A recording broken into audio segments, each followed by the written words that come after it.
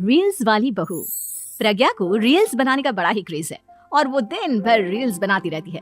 खाते पीते घूमते फिरते घर में कॉलेज में रील्स बनाने के कारण प्रज्ञा पूरे कॉलेज में हाईलाइटेड है। जहाँ उसके रील्स सभी को पसंद आते हैं, वहीं मनीषा चिंता में डूबी रहती है। एक रोज जब खाते हुए प्रज्ञा रील्स बना रही होती है, तब मनीषा कहती है, एक मिनट भी चैन नहीं है इस लड़की को। ये नहीं कि खाना तो आराम से खा ले, लेकिन नहीं, अरे थोड़ी देर रील्स नहीं बनाओगी तो आसमान नहीं टूट पड़ेगा। अरे मम्मी, इसी को तो कहते हैं डिटर्मिनेशन। तुम नहीं समझोगी ये सब। भगवान, इस लड़की को सद्बुद्धि दे। जब देखो तब टेढ़ा बाका मुंह बनाती रहती है। मनीषा की बात का प्रज्ञा पर जरा भी असर नहीं होता और वो खाते खाते रील्स बनाती रहती है। दिन बीतने लगते हैं और देखते देखते प्रज्ञा का कॉलेज भी खत्म हो जाता है। आए दिन कोई ना कोई मनीषा को प्रज्ञा की शादी करवाने का सुझाव दे जाता है। सब ठीक ही कहते हैं, प्रज्ञा की शादी कर देनी चाहिए। अपने घर के काम काज में व्यस्त हो जाएगी तो खुद ही ये रील्स और नाच गाना बंद हो जाएगा।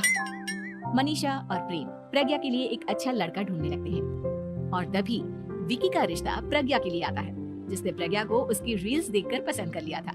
अगले दिन विकी अपने माता पिता के साथ प्रज्ञा के घर पहुंच जाता है और प्रज्ञा साड़ी पहने हाथों में चाय की ट्रे लिए उनके सामने आती है। जब विकी को पसंद है तो हमें भी बहू पसंद है। बहन जी, आप बारात की तैयारी कीजिए। एक बार लड़का लड़की अकेले में बात कर ले तो अच्छा रहेगा। हाँ हाँ, क्यों नहीं। मनीषा विकी को प्रज्ञा के कमरे में भेजती है, जहाँ प्रज्ञा पहले से ही रील्स बना रही होती है। तभी विकी कहता है, आ गए आपके साजन जी। हमारे साथ ये रील्स कंप्लीट करती तो और भी अच्छा रहता। अच्छा जी, आप आ ही गए हैं तो बना ही लेती हूँ आपके साथ। दोनों मिलकर रील्स बनाते हैं।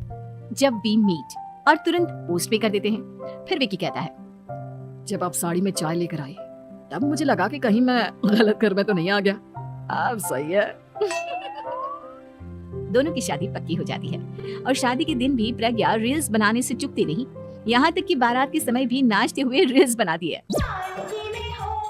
सभी लोग प्रज्ञा की तारीफ के पुल बांध देते हैं और प्रज्ञा नाचती गाती अपने ससुराल चली जाती है।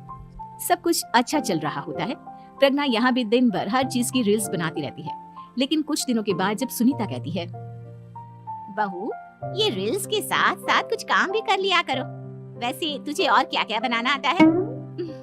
मम्मी जी, वैसे तो सब कहते हैं कि मैं सब कुछ अच्छा बनाती हूँ, लेकिन मुझे लगता है कि मैं मैगी अच्छा बना लेती हूँ। हाँ, कॉफी भी अच्छा बना लेती हूँ और मुंह तो सबसे अच्छा बना लेती हूँ।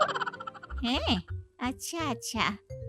सुनीता अपना माथा पकड़ लेती है और कहती है, बहू, कुछ खाना बनाना भी सीख लेती।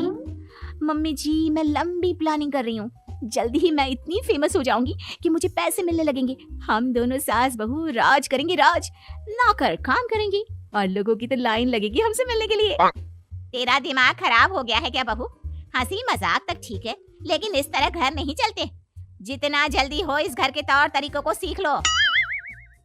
प्रज्ञा मुंह घुमाकर चली जाती है और तुरंत उसी वक्त एक रील बनाती है। ये देख सुनीता का गुस्सा 7वें आसमान पर चला जाता है और विकी के घर आती ही सुनीता उसे सब कुछ बताती है। विकी भी अब प्रज्ञा की इन हरकतों से परेशान हो जाता है। तुम टेंशन मत लो मम्मा, मैं देख लूंगा।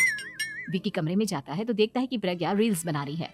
विकी बड़े ही प्यार से प्रज्ञा से कहता है, प्रज्ञा, इन सब के लिए मैं तुम्हें मना नहीं कर रहा हूँ, लेकिन फिर भी हर वक्त तो ये अच्छा नहीं लगता ना।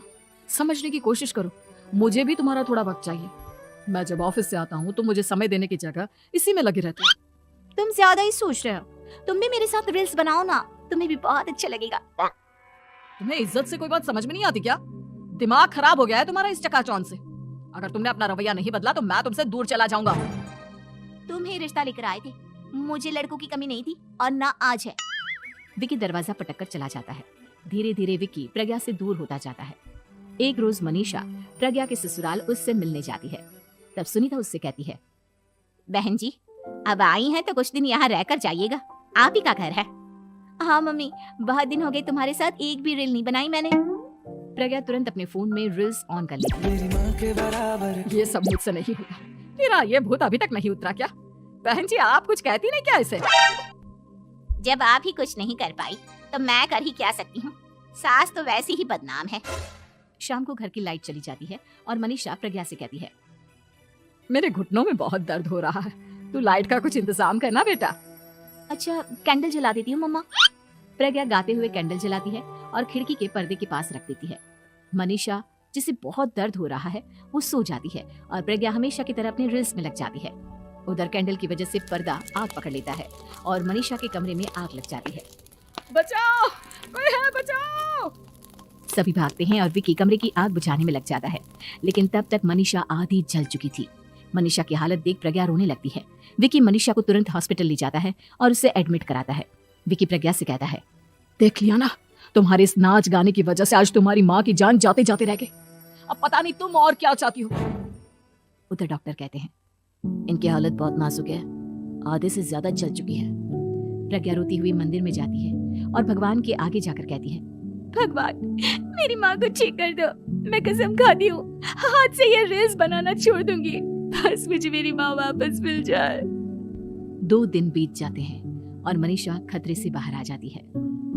पेशेंट अब ठीक है, आप लोग उनसे मिल सकते हो।